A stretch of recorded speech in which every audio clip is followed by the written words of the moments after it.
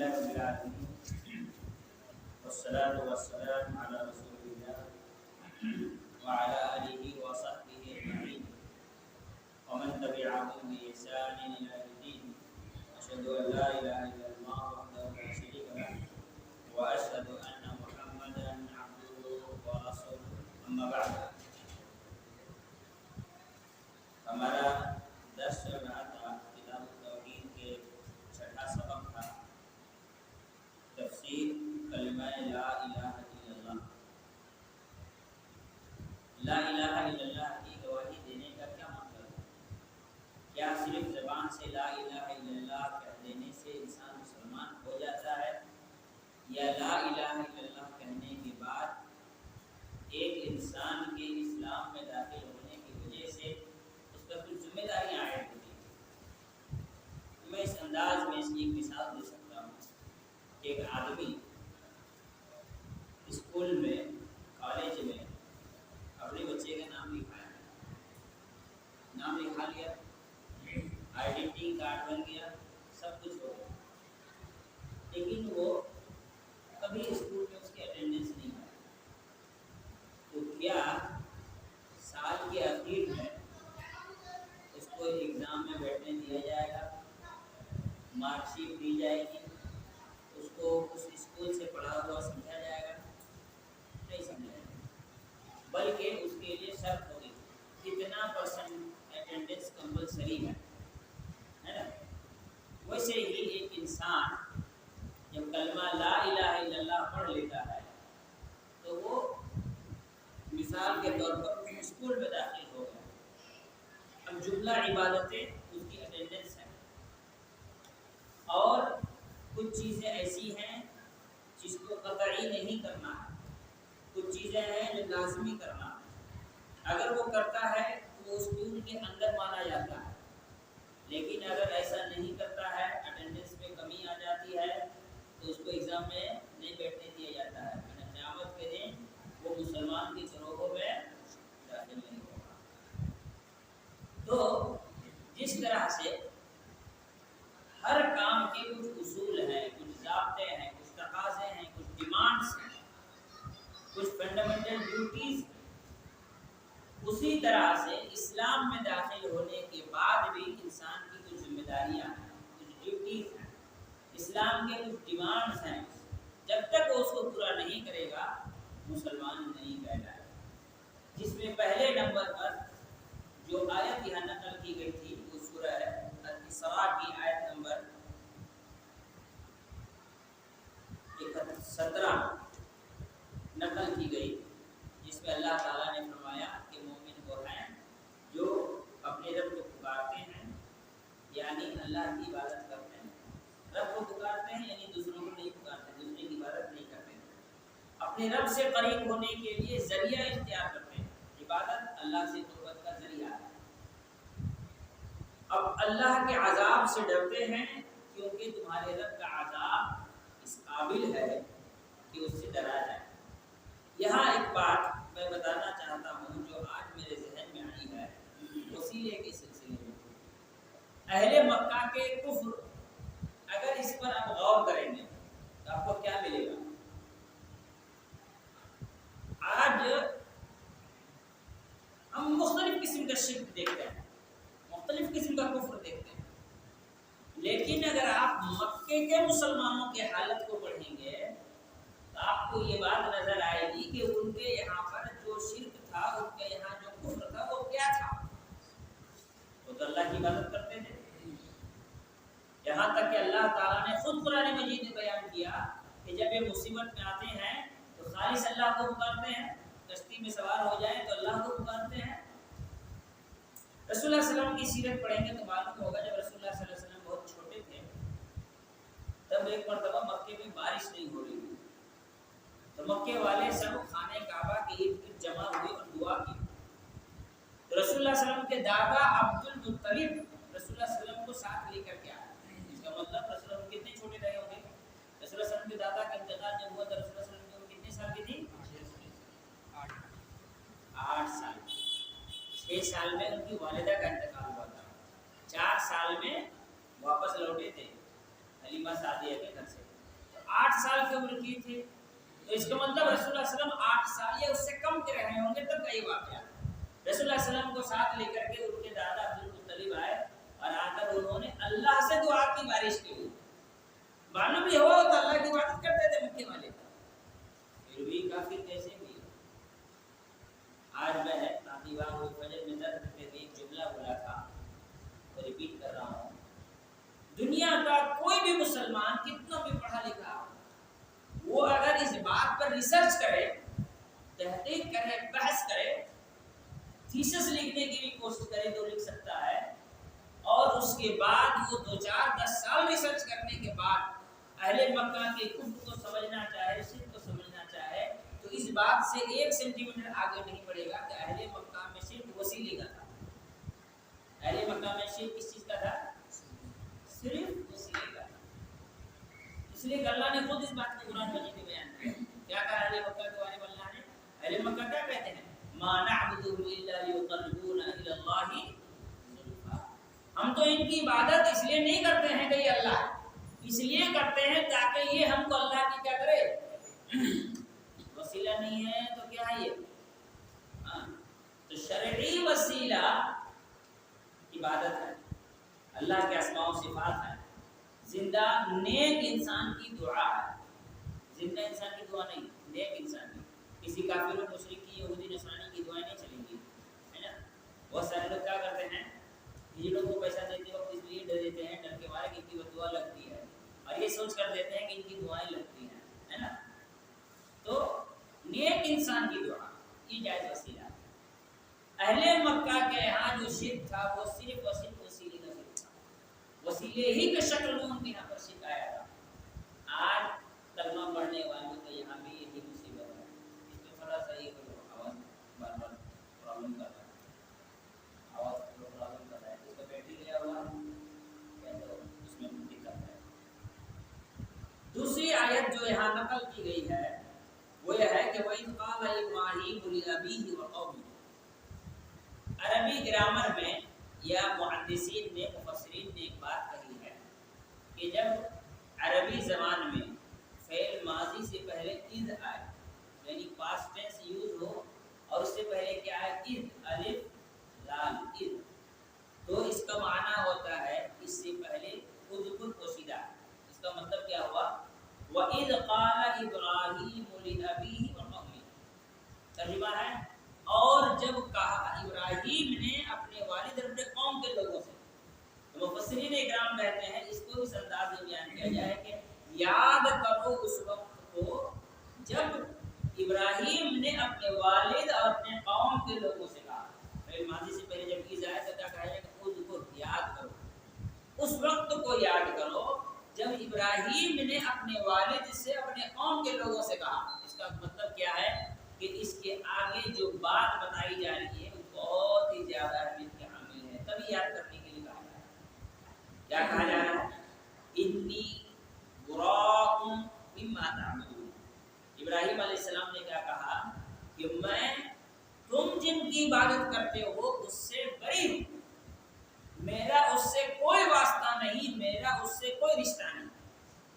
तुम मेरे बाप हो, तुम मेरे कौम के लोग हो, तुम मेरे समाज के लोग हो, लेकिन कौम समाज रिश्ता होने के बावजूद मैं उन सब से बरी हूँ जिनकी तुम इबादत करते हो। इल्लल्लज़ी फ़तरनी, सिवाय उस ज़ात के जिसने मुझको पैदा किया है। फ़इन्नहु सयहदीन, तो वही मुझे हिदायत देगा। यहाँ समझने की बात है। इब्राहीम अलैहिस्सलाम ने क्या कहा, तुम जिनकी इबादत करते हो उनसे बरी हूँ सिवाय उस ज़ात के जिसने मुझे पैदा किया। इसका मतलब ये हुआ कि इब्राहीम अलैहिस्सलाम के वालिद और उनके कौम के लोग अल्लाह की भी इबादत करते थे और गैरुल्लाह की भी इबादत करते थे। सिर्फ गैरुल्लाह की इबादत नहीं करते थे, वो अल्लाह की भी इबादत करते थे। अगर वो अल्लाह की इबादत नहीं करते, सिर्फ गैरुल्लाह की इबादत करते, तो इतनी बात काफ़ी थी कि तुम जिनकी इबादत करते हो उससे मैं बरी हूँ। लेकिन अगर ये कहा जाए कि तुम जिसकी इबादत करते हो उससे मैं बरी हूँ और वो अल्लाह की भी इबादत कर रहे हैं, तो बरात अल्लाह से भी हो गई, और नौज़ुबिल्लाह मोमिन के लिए अल्लाह से बरात जायज़ है नहीं। यही तो ईमान है कि आदमी अल्लाह रब्बुल आलमीन से रिश्ता जोड़े। इसीलिए कहा इल्लल्लज़ी फ़तरनी, سوائے اس ذات کے جس نے مجھ کو پیدا کیا ہے۔ فَإِنَّهُ سَيَهْدِينِ، تو قریب وہی مجھے راہ دکھائے گا، وہی مجھے سیدھے راستے پر چلائے گا، وہی مجھے میری رہنمائی کرے گا۔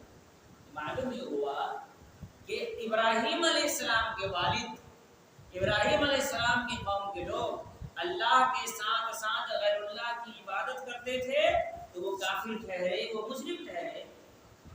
تو کوئی اور انسان اگر اللہ کے ساتھ کسی اور کی عبادت کرے گا تو ایسی صورت میں وہ کافر مشرک ٹھہرے گا۔ خالص اللہ کی عبادت کرنی ہوگی تبھی جا کر کے وہ مومن ٹھہرے گا۔ تو کلمہ لا الہ الا اللہ کی گواہی دینے کا معنی یہ ہوا کہ اللہ کی عبادت ہو، دوسروں کی عبادت اس میں مل کر کے اس عبادت کو برباد نہ کرے، خالص اللہ کی عبادت، یہی ہے کلمہ لا الہ الا اللہ کی گواہی کا مطلب۔ اور یہ بات مسلمان کو اس لیے بتایا جا رہا ہے کیونکہ اسلام قبول کر لینے کے بعد بھی بہت سارے لوگ کیا کرتے ہیں، غیر اللہ کی عبادت کرتے ہیں اور خود کو مسلمان سمجھتے ہیں۔ میں ایک مثال ابھی ذہن میں آئی تو آپ کو دے رہا ہوں۔ ہندوستان کے کانسٹیٹیوشن میں ایک قانون ہے کہ کوئی آدمی اگر انڈین سٹیزن ہے تو کسی دوسرے ملک کا سٹیزن شپ نہیں لے سکتا۔ اگر یہ معلوم ہو جائے کہ اس نے دوسرے ملک کا سٹیزن شپ لیا ہے تو اس کو پہلے یہ چانس دیا جائے گا کہ دوسرے ملک کا سٹیزن شپ ختم کر دے، اور اگر وہ دوسرے ملک کا سٹیزن شپ ختم نہ کرے تو اس کی انڈین سٹیزن شپ خود بخود ایکسپیل ہو جائے گی، ختم ہو جائے گی، وہ انڈین سٹیزن نہیں رہے گا۔ اس کا کیا مطلب ہوا؟ ایک مثال دے رہا ہوں، دو سٹیزن شپ ایک ساتھ نہیں رہ سکتا انڈین قانون کے ساتھ۔ اسلام کا قانون یہ ہے کہ دو معبود ایک ساتھ نہیں رہ سکتے، یا تو اللہ کی عبادت کرے گا، غیر اللہ کو چھوڑ دے گا۔ اگر وہ غیر اللہ کی عبادت کیا ہے تو اس کو یہ موقع دیا جائے گا کہ وہ توبہ کرے اور غیر اللہ کی عبادت کو چھوڑ دے، اور اگر نہیں کرتا ہے تو اسلام سے خارج ہو جائے گا۔ کوئی آدمی شرک کیا اور وہ توبہ کر لے تو اسلام سے خارج نہیں ہوگا، لیکن شرک کرنے کے بعد توبہ نہ کرے تو اسلام سے خارج ہو جائے گا۔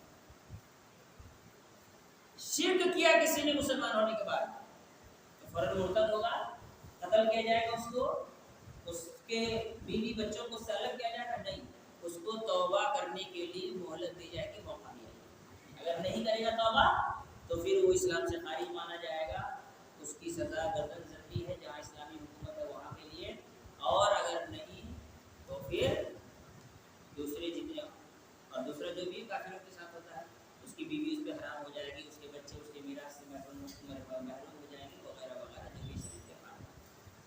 تو معلوم کیا ہوا، انسان اگر اللہ کی عبادت کرتا ہے ساتھ میں دوسروں کی عبادت کو مکس کرتا ہے تو وہ اسلام میں داخل نہیں مانا جائے گا۔ یہ اسلام کی بنیادی اور اہم ترین اصول ہے۔ مسلمان رہنے کے لیے ضروری کیا ہے؟ اللہ کی عبادت ہو، غیر اللہ کی عبادت نہ ہو۔ پھر آگے کہتے ہیں اللہ تعالیٰ نے ابراہیم علیہ السلام کے بارے میں کہا وَجَعَلَهَا كَلِمَةً بَاقِيَةً فِي عَقِبِهِ،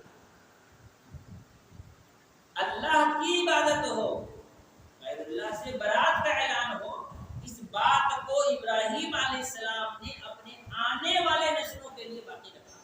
کیا مطلب ہوا؟ مطلب یہ ہوا کہ کسی بات پر اپنے اولاد کو، کسی راستے پر اپنے اولاد کو چلایا، کسی راستے پر اپنے اولاد کو چلایا، اور اسی راستے پر چلتے ہوئے یعقوب علیہ السلام، اسحاق علیہ السلام نے اپنی بیٹی یعقوب علیہ السلام کو، اور یعقوب علیہ السلام نے اپنے سارے بچوں کو اسی راستے پر چلایا۔ کس راستے پر؟ یاد کرو اس وقت کو جب ابراہیم نے اپنے باپ اور اپنے رشتہ داروں سے، اپنی قوم کے لوگوں سے کہا کہ تم جس کی عبادت کرتے ہو میں اس سے بری ہوں، سوائے اس کے جس نے مجھے پیدا کیا ہے، میرا رب ہے، اللہ ہے، وہی مجھے۔ سورہ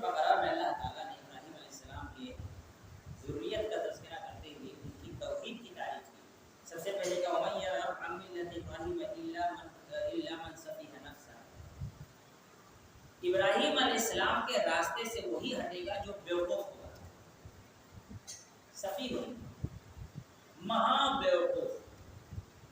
انگلش میں ایک ورڈ آتا ہے نا اسٹوپڈ، اسٹوپڈ ایسی کچھ ہوتا ہے، اسی کو عربی میں سفیہ کہتے ہیں، مہا بیوقوف، نالائق، بدتمیز، یہ ساری چیزیں سفیہ میں آتا ہے۔ اللہ تعالیٰ نے فرمایا وَمَن يَرْغَبْ عَن مِّلَّةِ إِبْرَاهِيمَ إِلَّا مَن سَفِهَ نَفْسَهُ، ابراہیم کے راستے سے نہیں ہٹے گا مگر وہ انسان جو بدبخت ہوگا، نالائق ہوگا، بیوقوف ہوگا، مہا بیوقوف ہوگا، گدھا ہوگا، وہی ابراہیم علیہ السلام کے راستے سے ہٹے گا۔ پھر ابراہیم علیہ السلام کے راستے کی تفسیر آگے اللہ تعالیٰ نے یعقوب علیہ السلام کا ذکر کیا، ام کنتم شہداء اذ حضر یعقوب الموت، کیا تم موجود تھے جب یعقوب علیہ السلام کے پاس موت آئی، تو انہوں نے اپنے بچوں سے کیا کہا، لِمَ تَعْبُدُونَ مِن بَعْدِي، میرے بعد تم لوگ کس کی عبادت کرو گے؟ قالوا، یعقوب علیہ السلام کے بیٹے نے کیا کہا، نعبد الہک و الہ آبائک ابراہیم و اسماعیل و اسحاق الہا واحدا ونحن له مسلمون، ہم عبادت کریں گے آپ کے رب کی، آپ کے ابا ابراہیم، اسماعیل، اسحاق، ان کے رب کی ہم عبادت کریں گے، وَنَحْنُ لَهُ مُسْلِمُونَ، اور ہم اسی کی فرم برداری کیا کریں گے، تابعداری کیا کریں گے۔ یعقوب علیہ السلام کی یہ وصیت بڑی اہمیت کا حامل ہے، جو ابراہیم علیہ السلام ہی کے راستے پر چل رہے ہیں، اپنے اولاد کو توحید کی طرف بلانا، توحید کی تلقین کرنا۔ رسول اللہ صلی اللہ علیہ وسلم کی ایک حدیث، اس سے پہلے 10ویں ہجری ہے، اس سے ملتا جلتا ہے، بتا ابراہیم رسول اللہ صلی اللہ علیہ وسلم نے فرمایا مجھے سب سے زیادہ کسی چیز کا ڈر اگر تمہارے سلسلے میں ہے تو کس چیز کے بارے میں ہے، الشرک الخفی، پوشیدہ شرک، یعنی ریاکاری۔ ریاکاری میں انسان تو غیر اللہ کی عبادت نہیں کرتا ہے لیکن اس کی خوشی کو بھی توجہ دیتا ہے، عبادت نہیں کرتا لیکن اس کی خوشی کو بھی توجہ دیتا ہے، اس کی خوشی کے بھی ارادے اپنے دل میں بسا لیتا ہے۔ اللہ کے رسول صلی اللہ علیہ وسلم نے کہا یہ شرک خفی ہے، چھپا ہوا شرک ہے۔ یہ کیا ہے؟ چھپا ہوا شرک۔ سوچئے بول کون رہے ہیں؟ اللہ کے رسول صلی اللہ علیہ وسلم کن سے بول رہے ہیں؟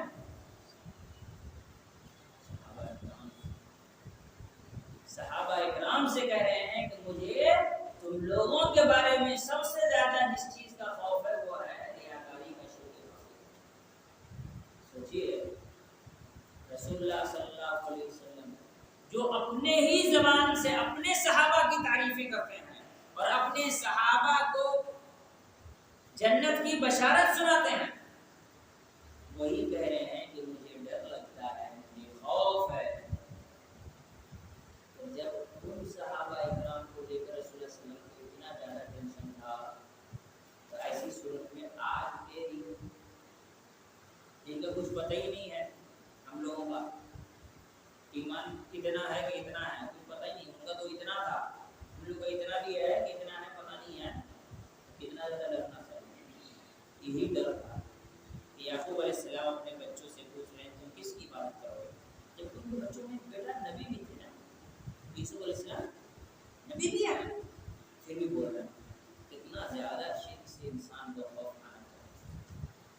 ابراہیم علیہ السلام وَجَعَلَهَا كَلِمَةً بَاقِيَةً فِي عَقِبِهِ، اور اپنے ہی اس طریقے کو انہوں نے اس برات کو شرک سے اور اقرار کو توحید سے، توحید کا اقرار اور شرک سے برات، ان دونوں باتوں کو اپنے اولاد کو یعنی اسی راستے پر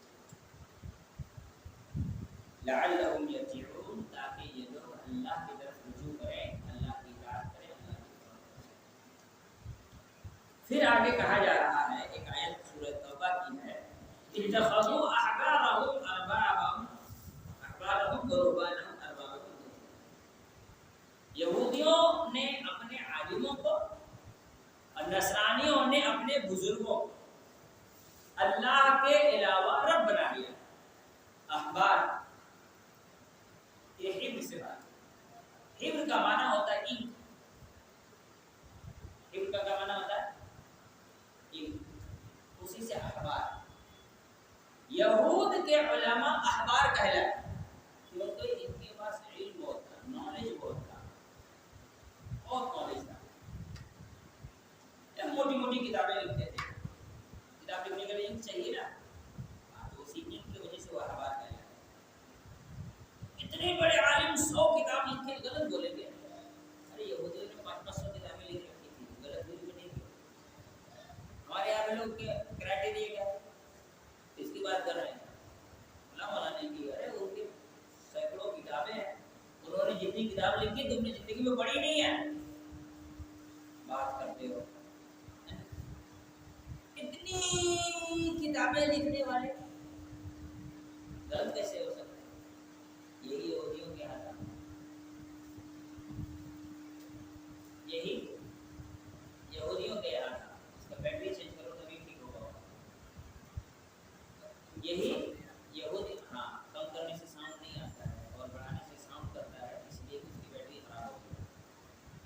تو یہودی علم تھا, نصرانی کے پاس علم نہیں تھا لیکن عمل تھا. اسی لیے بعض علماء نے کہا جس کے پاس علم نہ ہو اور عمل بہت زیادہ ہو وہ کس کے جیسے ہے؟ کرسچن جیسا ہے, نصرانی جیسا ہے. آپ دیکھیں گے نصرانی کی عبادت بہت ہے, آج بھی ان کے یہاں چرچوں میں محنت بہت ہے, خدمت قوم کی, دنیا کو فائدہ پہنچانے کی بہت. عیسائی جتنا لٹاتے ہیں نا اتنا کوئی نہیں لٹاتا. آپ کہیں گے ہندوستان کو تو لوٹ لیا. وہ ہندوستان میں آئے تھے عیسائیت کی تبلیغ کے لیے اور وہ کر کے گئے, لوٹا بھی گئے. لیکن آج دنیا میں وہ لوگ کتنا خرچ کرتے ہیں, یہود عیسائی تو اپنے یہاں دعوت تبلیغ میں کتنا خرچ کرتے ہیں. آپ کر نہیں سکتے ہیں, آپ سوچ نہیں سکتے کتنا وہ لوگ پیسہ خرچ کرتے ہیں. عیسائی عمل بہت ہے, علم نہیں. یہودیوں کا علم بہت ہے, عمل نہیں ہے. اسی لیے علماء نے کیا کہا کہ اس کے پاس علم ہو لیکن عمل نہ ہو, فقد تشابہ اليہود, وہ یہودی کے راستے پر چلا. اور رہبان, راہب, راہب ہے متقی. ہمارے دادا زندگی میں کبھی تہجد چھوڑے نہیں تھے. 10 سال کی عمر سے ہمارے دادا تہجد پڑھتے تھے, مرتے دم تک تہجد پڑھے ہیں. بہت زیادہ عبادت, بہت زیادہ علم کا ہونا, بہت زیادہ عبادت کا ہونا یہ معیار نہیں ہے. معیار ہے اللہ اور اس کے رسول کے موافق ہونا. ہمارے یہاں لوگ بہت بڑے عالم, بہت بڑے رائٹر, بہت بڑے مولانا تقریر کرنے والے, ان کی تقریر میں دیکھو لاکھوں لوگ آتے ہیں. طارق جمیل ہے نا, کتنے لوگ آتے ہیں, لاکھوں لوگ ان کی تقریر میں آتے ہیں. لاکھوں بھیڑ لگا کر کے لوگ ان کی تقریر سنتے ہیں. کیا بات کرتے ہیں. ایک آدمی, ایک پاکستان کے نالائق مر گئے, اسحاق جھالوی, انجینئر مرزا کا شیخ الاسلام. انجینئر مرزا کا, انجینئر مرزا ہمیشہ اس کو شیخ الاسلام کا. شہزادہ ابوبکر کو گالیاں دی ہیں, شہزادہ عمر کو گالیاں دی, ان کے بارے میں جھوٹ پھیلایا, جس نے رسول اللہ صلی اللہ علیہ وسلم کے سامنے گستاخی کی. ہاں, قادیانی کے بارے میں جب بات کی تو اس نے رسول اللہ صلی اللہ علیہ وسلم کے ترک کے بارے میں کہا, غلط باتیں کہی. اسحاق جھالوی, اس کے بارے میں کسی نے واٹس ایپ فیس بک پہ لکھا, یہ بہت غلط آدمی تھے, ان کی تقریر نہیں سننی چاہیے. ایک آدمی کہا انہوں نے جتنی دین کی خدمت کی آپ زندگی میں نہیں کر سکتے. کیا خدمت کی ہے؟ تقریریں کی ہے, ڈیبیٹس کیے ہیں, ہے نا. لاکھوں لوگ سننے آتے تھے. لاکھوں لوگ کا سننا, تقریر کرنا, ڈیبیٹ کرنا یہ معیار نہیں ہے حق ہونے کی. حق ہونے کی معیار کیا ہے؟ اللہ اس کے رسول کے تابع ہونا, صحابہ کے طریقے پر ہونا. اور رہبان ہوں, ان کے رہبان کن کے؟ نصرانیوں کے. علم کس کا؟ یہودیوں کے یہاں بہت, عمل بہت زیادہ ہے. کس کے یہاں؟ نصرانیوں کے یہاں. کبھی پہلی رکعت نہیں چھوٹتی, یہ ساری زندگی تہجد پڑھتے ہیں. یہ غلط کیسے ہو سکتے ہیں؟ پہلے تو تھا نا حاجی صاحب غلط کیسے ہو سکتے ہیں. پہلے مزاج ہے ہندوستان میں. ارے میں نے حاجی صاحب کا شکل پہ دیکھا، ان کے لیے حاجی صاحب وہی مل رہا ہے، وہی صحیح. ہمارے گاؤں دیہات میں پہلے کوئی حج کر گیا تو ان کو خطبہ دینے چڑھا دیتے تھے. علی کو بولے بیٹھو حاجی صاحب خطبہ دیں گے، اور خطبہ دیتے تھے. اور الٹا سنڈے جو بھی کا وقت رہتے تھے حاجی صاحب خطیب ہو جاتے تھے. آج بھی بہت سارے گاؤں دیہات میں حاجی صاحب میں غلط کہتے ہیں، مسئلہ کسے کو جو حاجی صاحب. آج بھی گاؤں دیہات میں بہت سارے جگہ ایسے چلتا ہے. تو انہوں نے عبادت کر لی اور انہوں نے کتابیں لکھ دی. اللہ تعالیٰ نے کہا کہ ان لوگوں نے ان کو اپنا رب بنا لیا. عدی بن حاتم تائی کے بیٹے آئے اللہ کے رسول صلی اللہ علیہ وسلم سے کہا کہ اللہ نے قرآن میں یہ آیت نازل کی ہے، سمجھ نہیں آیا کیوں؟ اللہ نے کہا کہ ان کو رب بنا دیا. وما كنا نعبدهم، ہم تو ان کی عبادت کرتے ہی نہیں تھے. اچھا یہ بات بتاؤ، وہ کسی چیز کو حلال کہتے تھے تو مانتے تھے؟ کہا ہاں. کہا وہ کسی چیز کو حرام کہتے تھے تو مانتے تھے؟ کہا ہاں. تو کہا یہی تو عبادت کرنا ہے، ان کی عبادت ہو، یہی تو ان کی عبادت ہے. کا مطلب ہوا، مطلب یہ ہوا پہلی دو آیت ہے، پہلی دو آیتوں میں کیا ہے؟ اللہ کی عبادت ہو، غیر اللہ کی عبادت نہ. عبادت کا تصور کیا ہے؟ دعا، نماز، حج، زکات. یہ کہا گیا شریعت میں حلال و حرام کا اختیار اللہ کے علاوہ کسی کو دینا یہ بھی عبادت ہے. دین کے معاملے میں کسی کو اپنی مرضی سے بولنے کا حق دینا یہ بھی عبادت کرنا ہے.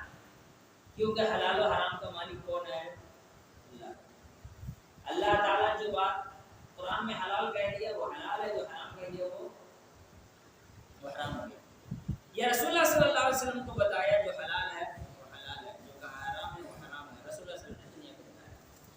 اب آج کی تاریخ میں اپنی مرضی سے کوئی کسی چیز کو حلال کہہ دے، کوئی کسی چیز کو حرام کہہ دے، تو ایسی صورت میں اگر اللہ اور اس کے رسول کی بات کے موافق ہے تب تو بچ گیا.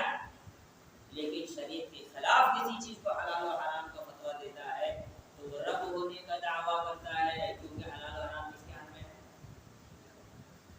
اور جو اس کو مانتا ہے وہ اس کی عبادت کرتا ہے.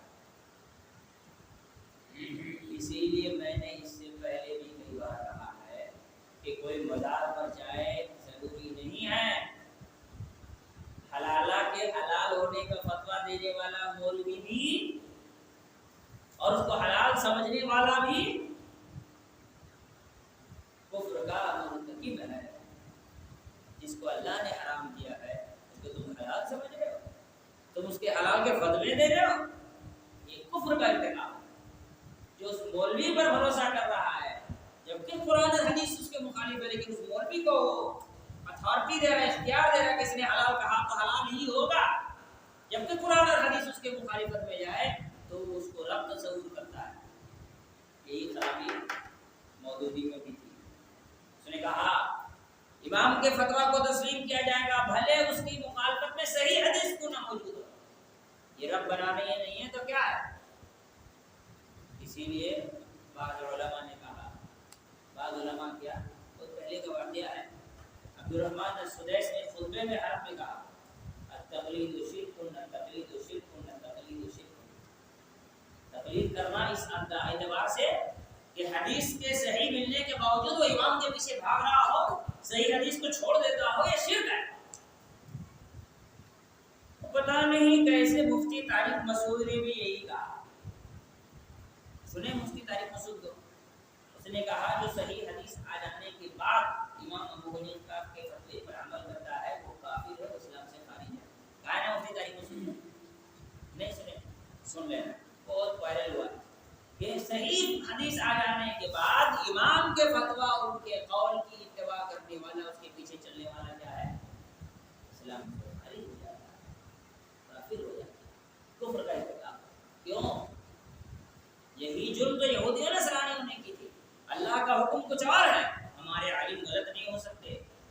اللہ کا حکم کچھ اور ہے، نصرانیوں نے کہا اتنا بڑا بزرگ غلط کیسے ہو سکتا ہے؟ اللہ نے کہا اتخذوا احبارهم ورهبانهم اربابا من دون الله. جو لوگ حدیث صحیح کے باوجود، رسول اللہ صلی اللہ علیہ وسلم کے حکم اور فیصلے کے باوجود اللہ تعالی فیصلے کے باوجود اپنے کسی بزرگ امام اور عالم کے پیچھے بھاگتے ہیں، اس حدیث کی مخالفت کرتے ہوئے، وہ کسی حدیث کسی آیت کے کیٹیگری میں آتے ہیں۔ اسی لیے اللہ تعالیٰ نے کہا قرآن مجید میں فلا وربک لا یؤمنون حتی یحکموک فیما شجر بینہم ولا یجدوا فی قلبہم حرجا مما قضیت ویسلموا تسلیما۔